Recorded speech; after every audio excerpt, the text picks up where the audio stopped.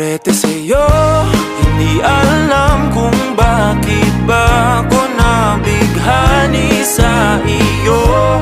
Hindi alam kung bakit ba ganito kahit na alam ko mukhang wala rin naman itong patutunguhan. Kahit pa ilaan lahat ng oras sa'yo, hindi titigil hanggang ako na ang dahilan ng iyong ngiting misteryoso.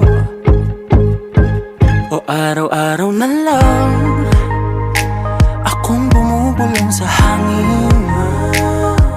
Ilang awit pa ba ang isusulat? Wala na bang hangganan? Kailan mo ba mapapansin? Nais masilayan ng iyong